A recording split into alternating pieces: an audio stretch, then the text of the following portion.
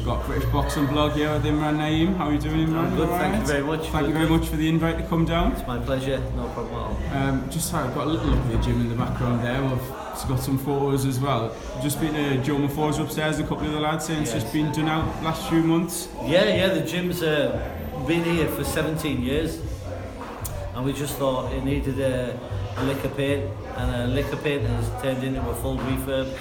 So 8 weeks hard work, couldn't have done it without the contributions and support of the guys here, so they've been absolutely brilliant for us.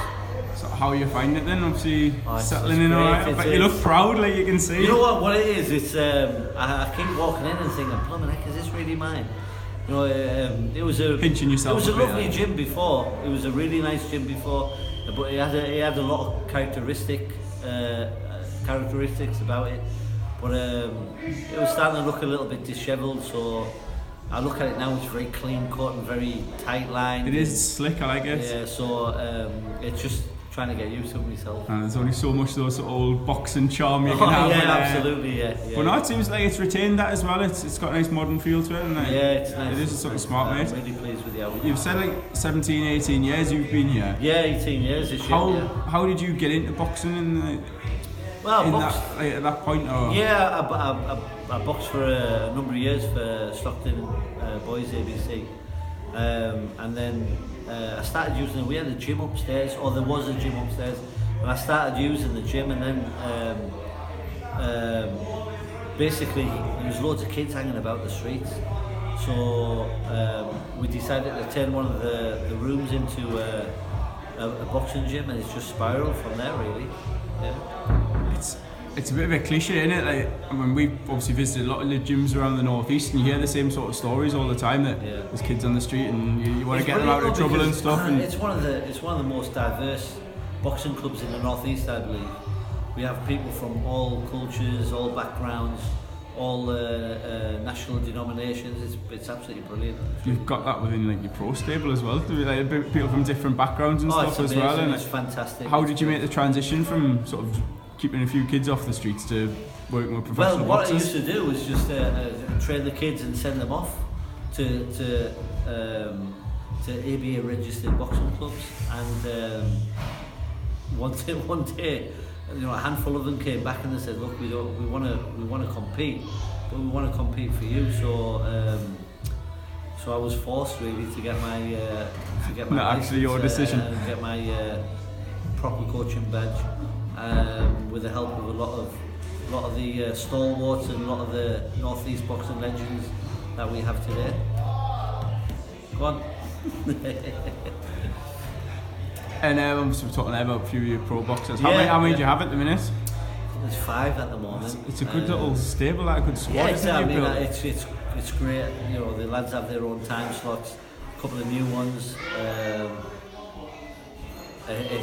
couple of the older guys. You know, it's nice. It's good. I bet you wouldn't have it any other way. I'm enjoying nice and busy. You know, what it is, I've got a hold down a full-time job as well. So it's just finding the balance. Some days I come in and I'm really tired from a full day's work. Do you spend any time at home? It's difficult because my day normally starts about 7 o'clock in the gym, and then she doesn't want to be. It's gone shy. So my day starts about 7 o'clock in the gym, and then I'll do a couple of hours, and then I'll go to work. And then I'll come back to the gym and I'll be here till about 8:30 tonight. And how do the lads find that? I'm assuming obviously they're happy enough coming here and they love it. It's an excellent atmosphere. It's brilliant. It's a great gym, and we have a lot of young people, a lot of great talent coming through. So it's a pleasure to be here. So obviously we've just mentioned there Joe Mafour, so he's upstairs at the minute working with him. Yeah. You mentioned looking up his ring time from sort of 4 rounds up to 6. Yeah, he's ready now. He's ready to move on a little bit stronger, a little bit quicker.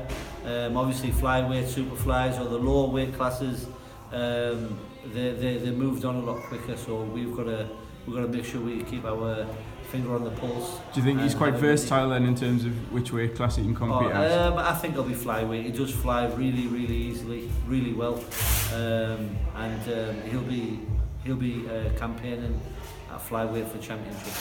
And going up the other end of the scale, we've got Big Simon for Lily. Big Simon, yeah, we've got Big Si. How do you find it as a coach or as like a trainer, working sort of tactically? You're working with someone like Joe who's in the lower weight, it's going to be relying on speed and reflexes a lot, and then someone up at the other end of the cruiserweight. For me, it's absolutely fine. All I've got to just make sure that I understand that maybe Simon's not going to throw as many shots as Joe.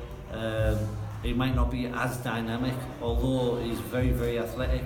But boxing fundamentals is boxing fundamentals, regardless of weight and weight class. So it doesn't. I always try and keep that to the fore, so it doesn't change an awful lot for me. So thank you very much, Imran. There was one more question. Yeah. When I sort of first noticed you on the scene locally and stuff, you were working with Josh and Callum Leather. Yeah. Obviously, that's no longer the case. Can you shed any light on that at all? It's just it was just a decision that the boys decided to make. As far as I'm concerned, I think it was exemplary his first 13 fights. And he'd had that good check. I'd be very surprised if another kid who's had 12-0 would box someone like Glenn Foot in their 13th fight. He came through it. You've got to look at it from my point of view. Lost the first round, got knocked down in the second, lost the third round, come back to the corner after 3 rounds, 4 points down. What do you say at that point in the corner? I said, look, just give me 1 round. Just give me 1 round. Let's get a foothold in the fight. Let's get a starting point and let's work from there. And that's exactly what we did. You know, some people think it's a contentious decision. I personally think that it was a very, very close fight. And I do think that the deductions had a bearing in it. However, if it was a split decision, then you could make a case, but it was a unanimous decision, and it was a close unanimous decision on 2 of the scorecards. So it is what it is, and it's a learning curve for me, and I'm sure it's going to be a continued learning curve for the boys. But as far as I'm concerned, my credentials are there for everyone to see. 13-0 when he left me, so, and the IBF champion, ranked number 6 in Britain and 13th in the world. So I don't think I've done too much wrong, but it's his decision, his career, and you've got to respect that and allow him to move on. And often they're both on the card for South Shields on the Steve yeah, with Joe. So. And I believe so. give them a quick hello and it looks like a great card, and it's full of Northeast talent. Jeff Saunders, the twins, Joe, obviously Anthony, and the other lads who are coming through. So it's a hotbed of talent in the Northeast at the moment, and I'm really keen to see that. Obviously you've got the likes of Josh, Lewis and Tommy Ward, Simon Valley, who were contending for titles, but I'm Glenn keen Foot to see as well. Obviously you mentioned earlier Glenn Foot as well, he's the Commonwealth, and Glenn Foot, Jeff Saunders. So I'll drop him in there just for thank you. Next time he sees me, he'll be having words. No, I appreciate that, thank you. But we want to make sure that it's not just this level.